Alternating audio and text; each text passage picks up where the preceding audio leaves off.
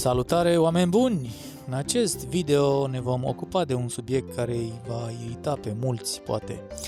Este vorba despre moarte, înmormântare și învierea fizică, rațională și științifică, așa cum au fost explicate foarte clar de către Elohim, adevărații noștri creatori umani din Biblie, prin intermediul lui Rael Maitreya, ultimul lor trimis sau profet pe Terra.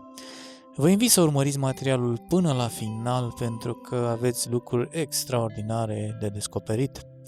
Și începem chiar acum. Moartea nu trebuie să fie o ocazie pentru întruniri triste. Din contră, ar trebui să fie un moment bucuros de celebrare, deoarece este momentul în care cel iubit ar putea atinge paradisul veșnicilor în compania creatorilor noștri Elohim. De aceea vei cere să nu fii îngropat religios, ci îți vei dona corpul științei sau vei cere ca să îți fie distrus cât se poate de discret, cu excepția osului frunții, mai precis partea localizată deasupra începutului nasului, la 33 de milimetri deasupra mijlocului axei care leagă pupilele ochilor tăi. Cel puțin 1 centimetru pătrat din acest os va trebui să fie trimis ghidului ghizilor, așa încât el să-l poată păstra în ambasada noastră de pe pământ. Fiecare persoană este monitorizată de un computer care înregistrează toate acțiunile sale și face un taler din ele la sfârșitul vieții ei. Dar oamenii care știu despre acest mesaj pe care Claude Rael îl comunică vor fi recreați din celulele pe care le-au lăsat în ambasadă. În cazul lor, recreația va avea loc doar dacă se vor asigura că partea cerută din corpurile lor va fi trimisă ghidului ghizilor după moartea lor.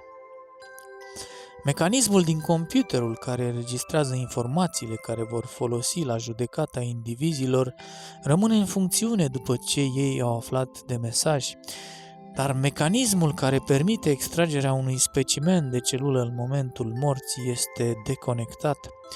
Așa că doar cei care realizează ceea ce este cerut de îndată ce au cunoscut mesajul vor fi recreați. Asigură-te că cel puțin o dată în viață îl vei vedea pe ghidul ghizilor sau pe un ghid autorizat de el pentru a-ți transmite planul celular către Elohim, pentru ca să-ți trezească mintea și să te ajute să rămâi treaz. Cei dintre voi care rămâneți după moartea unui om iubit, nu fiți triști și nu vă lamentați. Încercați în schimb să oferiți dragoste celor pe care iubiți cât timp aceștia sunt în viață, pentru că odată ce au murit, ceea ce vă face cel mai nefericiți este gândul că nu i-ați iubit îndeajuns și că acum este prea târziu. Apoi, în anul 58 după Hiroshima sau 2004 al erei creștine, mai precis pe 22 februarie, unul dintre ghizii mișcării raeliene din Canada a murit, iar ceea ce a urmat este foarte interesant. Iată ce a spus Rael imediat după ce a aflat de moartea acestuia.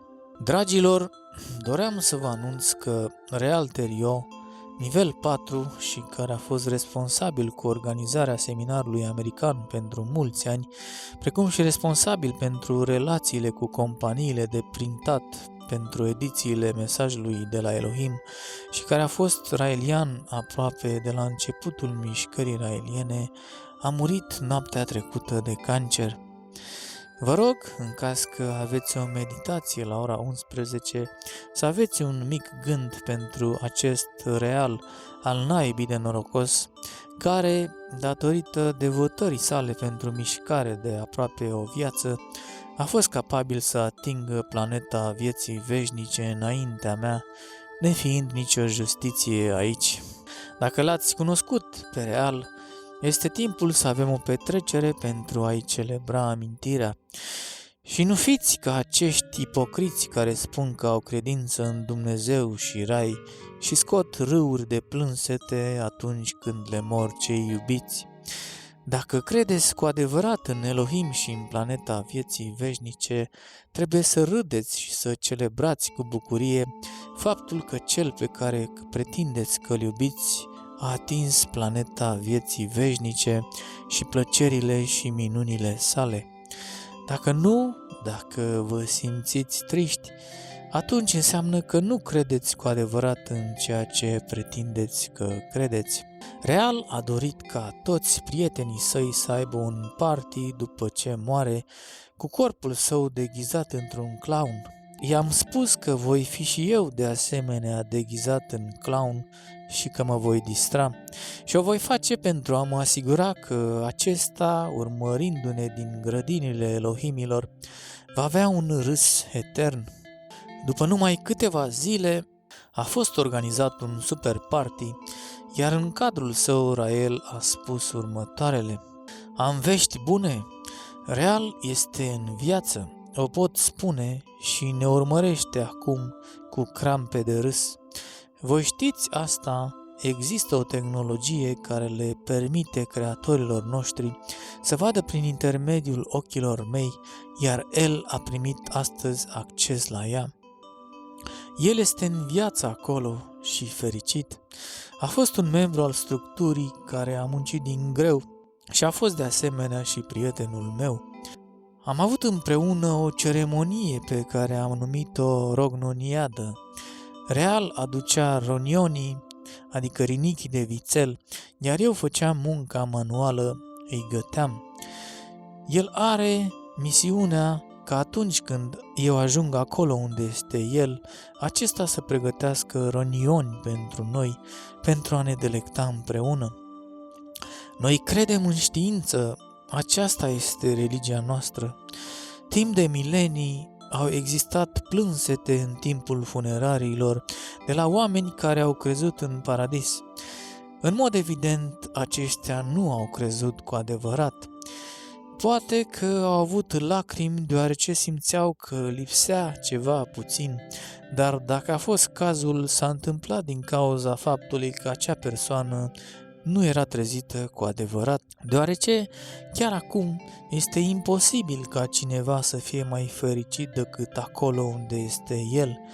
El este de asemenea fericit pentru că voi ați respectat dorințele și este normal, fiindcă voi sunteți adevărata lui familie. El a fost un mare săcăitor, așa cum ar trebui să fie un ghid. Este minunat să fim împreună pentru a ne pregăti să-l întâlnim. Eu am fost puțin surprins de dispariția sa. Nu era cel mai bătrân dintre noi, dar plecarea sa ne trezește. Nu înseamnă că ești protejat automat dacă ai 25 de ani. Puneți-vă în scris toate dorințele legate de ce se întâmplă după moartea voastră, fiindcă puteți fi trădați. Scrieți totul cu precizie. Atâta timp cât sunteți în viață, familia voastră biologică vă respectă mai mult sau mai puțin, dar după moartea voastră, aceștia pun mare presiune, așa cum a făcut familia lui Real, așa încât eu să nu vin astăzi. Scrieți totul în detaliu pentru a fi respectat. Haideți să mergem în sensul filozofiei noastre trezitoare. Noi nu vrem să-l trădăm, el ne privește, el contează pe noi să avem grijă de el în locul său. Este la fel pentru micuța Nadine, care ura bun venit tuturor în Eden, în Franța. Noi murim în diferite feluri, dar între timp haideți să fim revoluționari. Aș dori să împărtășesc cu voi o emoție pe care am avut-o, cea din momentul în care l-am auzit pe Marc spunându-ne despre ultimele momente ale lui Real, momente pline de armonie. Real m-a sunat în acea dimineață când a decis să renunțe la suferința sa, care era prea mare. I-am spus că nu este aici pentru a suferi într-adevăr. I-am spus să se gândească din nou la meditațiile pe care le-am făcut împreună, în special la cea despre moarte, și să o facă atunci când vine momentul. Fiindcă cel mai rău lucru este să te duci într-o agonie. Dacă nu suntem 100% siguri de ce urmează, moartea este o teribilă suferință filozofică. După cum spunea un cântăreț faimos, dacă nu este nimic după, ar fi prea stupid. Dar noi credem în știință. Real este acum în viață pentru că a fost recreat prin clonare și pentru că memoria vieții sale, păstrată într-un computer, a fost transferată. Este ceea ce vă așteaptă și pe voi dacă vă oferiți viața pentru iubire pe pământ. Aveți alegerea. Aveți compasiune pentru cei care nu fac nimic, care scriu rahaturi despre noi în ziare, fiindcă situația prin care vor trece ei este înfricoșătoare. Îți mulțumesc real pentru tot ceea ce mi-ai adus pe pământ, dar sunt încă puțin supărat că ai plecat înaintea mea. Fraților, sper că v-a plăcut, așa că vă invit să vă abonați la canal, iar dacă vreți să aflați mai multe, v-au apărut deja niște videouri și un playlist pe ecran pe care vă invit să le parcurgeți atunci când aveți timp. Vă aștept și cu sugestii și recomandări, dacă aveți, iar dacă vreți să ne cunoaștem și mai bine, puteți găsi datele mele de contact în descriere. Vă salut pe toți și ne vedem în videourile următoare.